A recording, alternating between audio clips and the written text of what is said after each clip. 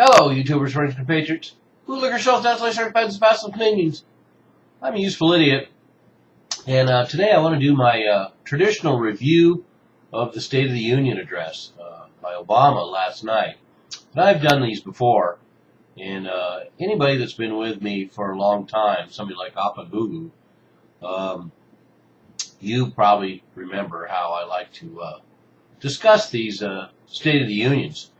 And this Obama spectacle was everything you would think it would be. You know, when I watch these congressional pomp and circumstance, particularly the State of the Union, when everybody's there, I don't want to be suckered in by the fact that it's moving in the sense that it represents, on the surface, what I would like Congress and its relationship to the president to be. But in fact, the reality is quite different, since we have a Congress full of millionaires and political opportunists, a pit of snakes, and as P.J. O'Rourke called them, a parliament of whores. And it's all very civilized on the surface, but you can imagine this same ritual being played out, going all the way back to Caesar entering the Roman Senate, and all the lackeys coming up, and all the bootlickers coming up and shaking his hand.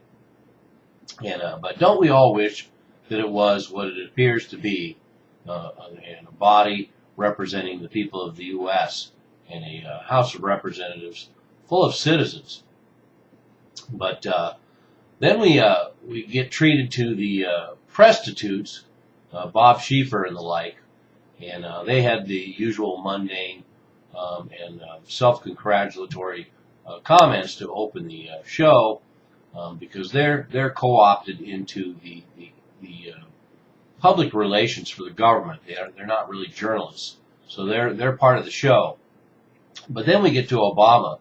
I have to say right off the bat that his style and his intonation is wearing thin, and what used to be an effective oratory skill now seems to be pretty mannered and pretty dry and predictable. But that said, we have they call it an aspirational speech, because he has a lot of aspirations for this next year. But after watching the speech, I would say that Obama put the ass in aspirational. So let's get right down to it. So first of all, Obama claims to have created 8 million new jobs in 4 years, but he doesn't mention that they're part-time and temporary jobs. So that's half bullshit. And then he says we're weaned off of foreign oil, and that's also half bullshit, because the truth of the matter is that people are driving less and oil usage is down for that reason, along with increased domestic production. So that's only half bullshit. Then 12 years of war coming to an end, and he didn't even say the name of the country, but we all know it's Afghanistan. So 12 years of war coming to an end, which is also half bullshit, because in reality, U.S. troops were probably going to remain there, and the details are being worked out as we speak.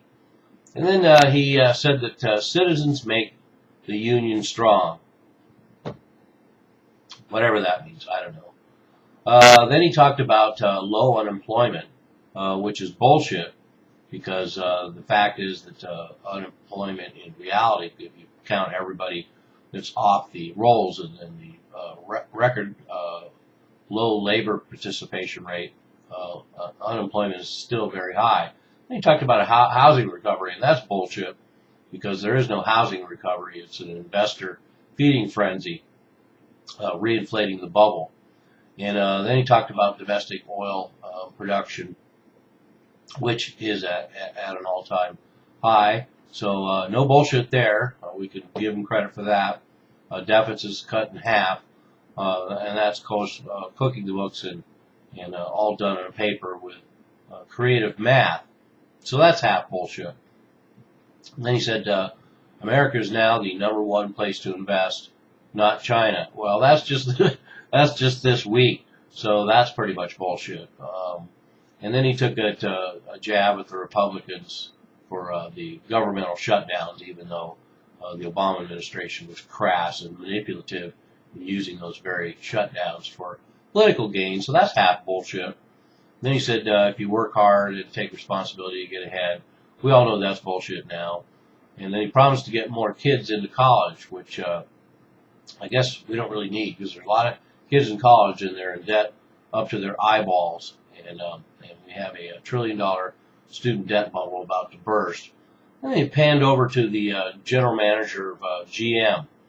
Somehow some sort of success story, even though General Motors is going to not be able to pay back $10 billion we're going to lose on that bailout, and they're expanding all their operations overseas at the expense of the United States. So then we get to companies say they're thinking about hiring, essentially is what Obama said. And that's bullshit, because we know a lot of major retail outlets are really hurting right now. There's going to be a lot of big layoffs. He said he's going to close loopholes that ship jobs overseas, which is bullshit, because he's masterminding in negotiating 2 trade agreements with Asia and Europe right now that will send more jobs overseas. And he gave the obligatory lip service to tax reform and infrastructure. And gave a nod to the partnerships with Europe and Asia, and said we're closer to energy independence because of natural gas. And every president going back all the way to Nixon, as far as I can remember, probably Kennedy, says we are closer to energy independence, but never really happens. He said we've reduced the energy we use, and that, as I alluded to earlier, Americans are using less energy, and that is the reduction. He said that climate change is a fact, and the fact that he says that climate change is a fact is a good reason to know that it probably isn't a fact. And then he says we're going to fix our broken immigration system this year, which is bullshit, because we're not going to do anything about immigration this year. The Obama administration's already dead in the water. He said the auto industry came roaring back, which is total bullshit, with 2 turds on the side, because the auto industry has not come roaring back. And in fact, Chrysler is now owned by Fiat, and Fiat will probably rely on Chrysler to bail it out. Ford is doing well, that is true. And then General Motors is still struggling and expanding overseas and not roaring back, certainly in the United States. And then we have Joe Biden supposedly is going to review U.S. retraining programs to help the unemployed, which is bullshit. That'll never happen. That's just one of those things they say they're going to do, and then he has a new title, and then nothing ever happens. And then he asked Republican Congress to restore unemployment benefits for 1.7 million people. And so he put the Republicans in the hot seat, and he said that every child in the U.S. has access to world-class education. And certainly anyone who is familiar with the U.S. public education system right now knows that that is bullshit. And he said he's reformed student loans, and he's going to put more kids in college and cap student loans at 10% of income. 10% of income when you have most kids between the ages of 24 and 34 moving back in with their parents, loaded up with debt, not buying houses and not buying cars. So that's bullshit. And then he talked about women and equal pay for equal work, and of course that always gets a big round of applause and assures the female base for more democratic elections ahead.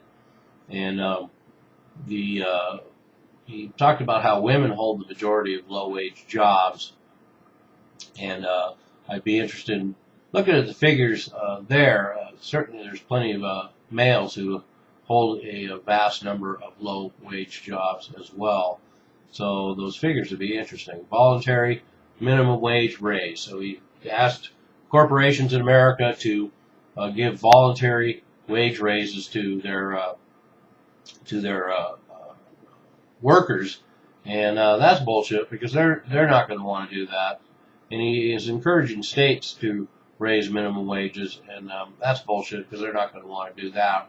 But they're gonna do it in minimum wage. And they're going to do it minimum wage the way Barack Obama did. The mayor of Seattle recently gave a raise to low-wage workers that work for the state here, and is raising their minimum wage to $15 an hour. But there's only a handful of them comparatively to the workforce, and that's what Obama's doing too. He's has an executive order where he's going to give a minimum wage to contractors and new contractors only. So once again, it's only going to be a handful out of hundreds of thousands that are not going to be involved. So then when he says his slogan, of course, is "Give America a Raise." So that's going to be the slogan for the Democratic campaign in 2016 is "Give America a Raise." And he's talking about some new savings bond. I don't like the sound of it already, so I'm going to call bullshit on it. It's called the MIRA, the My Retirement Account, a new private savings bond. So this could be interesting. If we end up with a new bond created by the government that he's going to move people's savings into. And he gave a little shout out to the Affordable Care Act, Obamacare, which is bullshit because everybody knows that, well, it's bullshit. And then he brought up Sandy Hook, and he skipped over that very quickly. But he did talk about Sandy Hook and protection of schools. And so he only gave lip service to gun control. And he gave the obligatory armed forces plug, U.S. out of Afghanistan at the end of this year. But he gave it a little caveat this time. So he actually called his own bullshit on that one and acknowledged it. Terrorists on the road to defeat have now evolved. So remember last State of the Union, he said that Al-Qaeda was on the run and nearly defeated, and now it's the terrorists on the road to defeat have now evolved. So one of those two statements is bullshit. And then he said U.S. must move off a permanent war footing, which all sounds really good, but that's kind of what makes our economy run, so that's bullshit. And then he talked about the reform of drone use, which is bullshit. And then he talked about the reform of surveillance, which is bullshit. And then he talked about we must finally close Guantanamo, which is bullshit. Because he's been saying that for 5-6 years now, and it's been bullshit all along. Set example for the rest of the world. I thought Guantanamo did set an example for the rest of the world. And he said, we need to follow the Constitution. Well, if you want to start now, Obama, why not? And then he talked about the independent Palestine, which is bullshit because that's not going to happen. But he did give a nod to the Jewish state of Israel. So he's giving Netanyahu, throwing Netanyahu a little bone there. And they got a huge standing ovation, so I call bullshit on that. And then he talked about Iran and Iran, and he mentioned that if any more sanctions were introduced, he would veto them. So that's good. And then he said we support democracies all over the globe, except, well, the bullshit part about that, which is, well, we also support dictatorships and totalitarian theologic nightmare societies like Saudi Arabia. And then a plug for the Olympics, and then he talked about veteran support and jobs here at home, and of course that's bullshit. And then the real nice bullshit was the standing ovation for the disabled veteran who was there. He got a rounding longest standing ovation of the night, and how embarrassing to have to actually tell the American public that he had 10 tours of duty in Afghanistan. So essentially, they sent him back every time until he was finally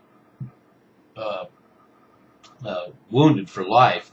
So he should have stopped at 9th deployment, I guess.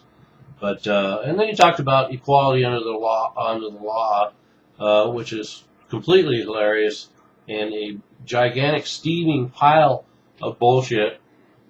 Because equality under the law is everything that the Obama administration has been the antithesis of for these last 5 years, and the 8 years of Bush before that, and going back before that as well.